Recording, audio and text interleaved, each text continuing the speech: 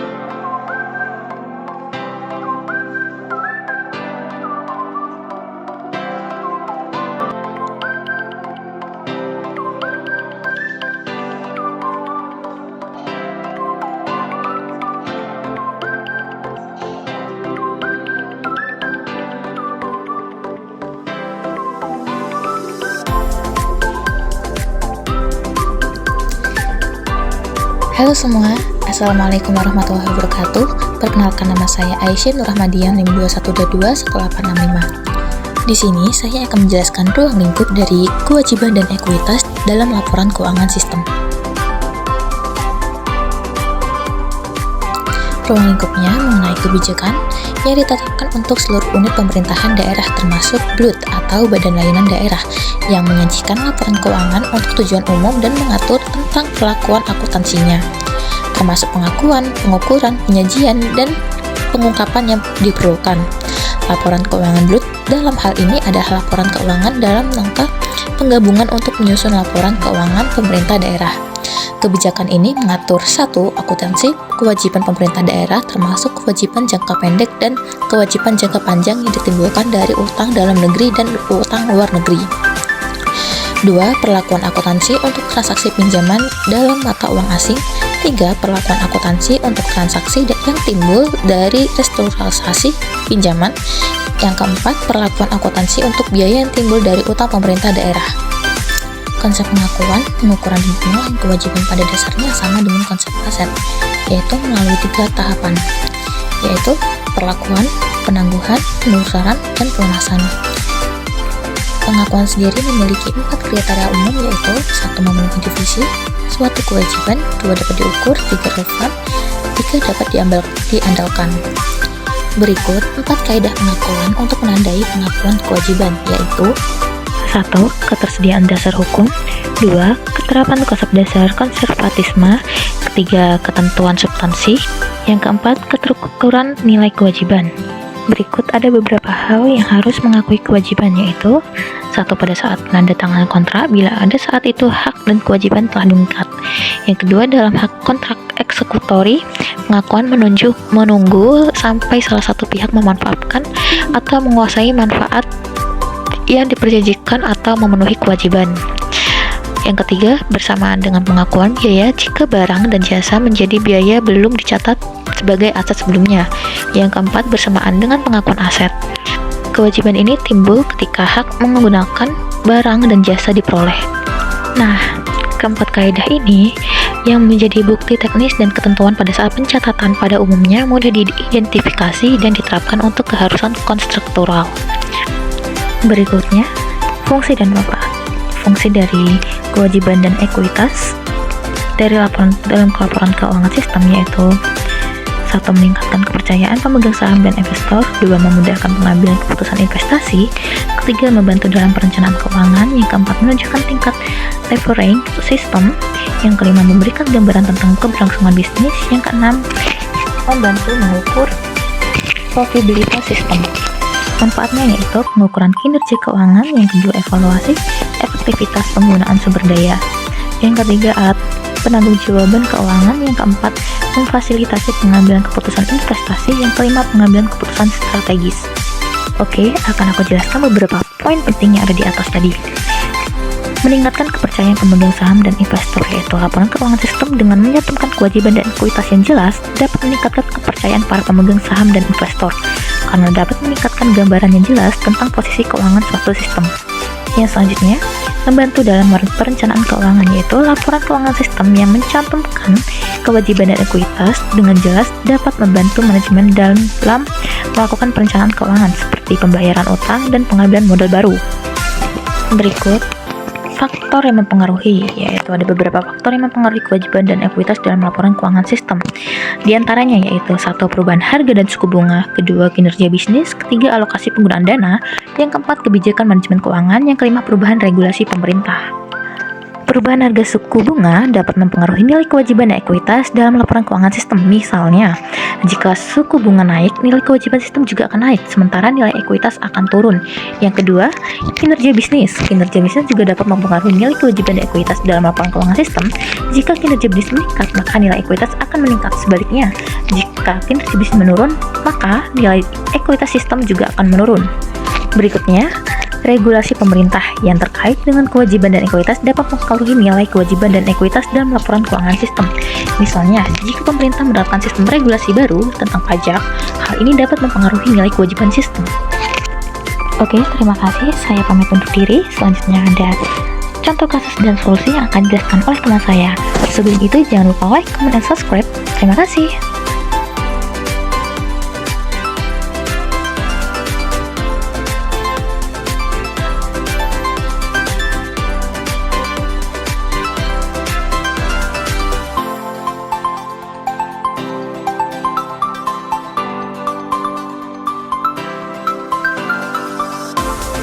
Perkenalkan, nama saya Frista Martarena, NIM 21221899. Di sini saya akan menjelaskan contoh kasus dan solusi. 1. Perubahan regulasi pajak. Jika pemerintah menaikkan tarif pajak, hal ini dapat meningkatkan nilai kewajiban sistem karena sistem harus membayar pajak yang lebih tinggi.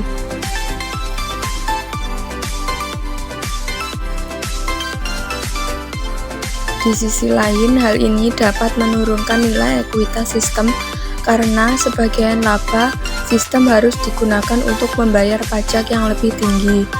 Perubahan regulasi pajak dapat mempengaruhi nilai kewajiban dan ekuitas sistem secara signifikan yang harus diungkapkan dalam laporan keuangan sistem. Solusinya, salah satu solusi yang dapat dilakukan untuk mengatasi perubahan regulasi pemerintah dalam kewajiban dan ekuitas dalam laporan keuangan sistem adalah dengan melakukan evaluasi terhadap kewajiban dan ekuitas sistem secara berkala. Evaluasi ini dapat membantu sistem mempersiapkan diri terhadap perubahan regulasi yang mungkin akan terjadi. Selain itu, sistem juga harus memastikan bahwa laporan keuangan yang disajikan sesuai dengan regulasi yang berlaku dan memberikan informasi yang jelas dan transparan mengenai nilai kewajiban dan ekuitas sistem.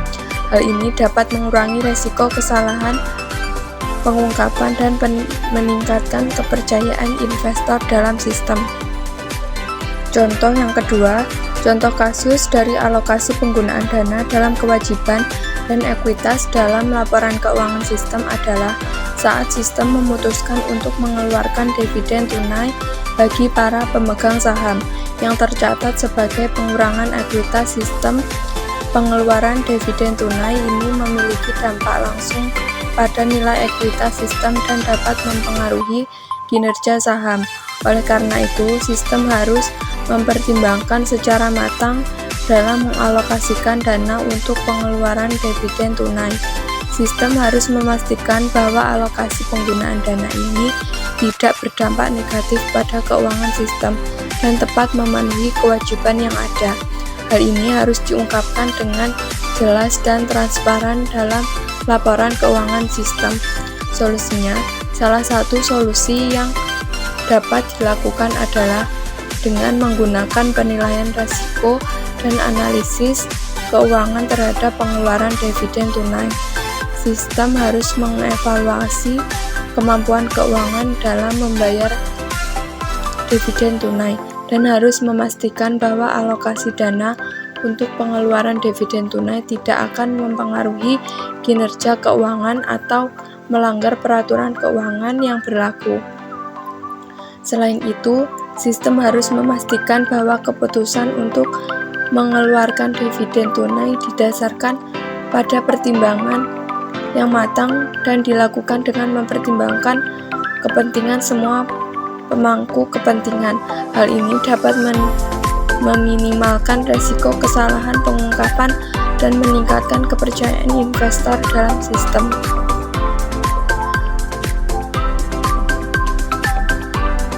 Contoh kasus yang ketiga, kasus dari perubahan harga dan suku bunga dalam kewajiban ekuitas dalam laporan keuangan sistem adalah saat sistem memiliki obligasi yang tercatat sebagai liabilitas. Perubahan suku bunga dapat mempengaruhi nilai wajar dari obligasi sistem dan dapat berdampak pada nilai ekuitas sistem. Hal ini dapat diungkapkan melalui laporan keuangan sistem terkait dengan analisis risiko dan pengaruhnya pada kinerja keuangan. Sistem dapat melakukan simulasi dan analisis skenario untuk memperkirakan potensi perubahan harga dan suku bunga pada keuangan sistem dan pengaruhnya terhadap nilai ekuitas. Dengan demikian, sistem dapat mempersiapkan strategi untuk mengelola resiko dan mempertahankan stabilitas keuangan. Solusinya, salah satu solusi yang dapat dilakukan adalah dengan melakukan manajemen resiko yang efektif, seperti diversifikasi portofolio investasi, penggunaan instrumen keuangan hedging, peningkatan likuiditas keuangan, pemanfaatan regulasi keuangan yang berlaku untuk melindungi sistem dari potensi kerugian akibat perubahan harga dan suku bunga. Selain itu, sistem juga dapat mempengaruhi pengawasan dan monitoring risiko secara terus-menerus dan mengembangkan sistem kontrol internal yang kuat untuk meningkatkan transparansi dan akuntabilitas dalam pengelolaan keuangan. Dalam hal ini, terjadi potensi risiko, sistem harus siap untuk merespon dengan cepat dan melakukan tindakan yang diperlukan untuk meminimalkan dampak pada kinerja keuangan dan nilai ekuitas. Terima kasih telah menyaksikan sampai akhir. Jangan lupa like, comment, and share. Terima kasih.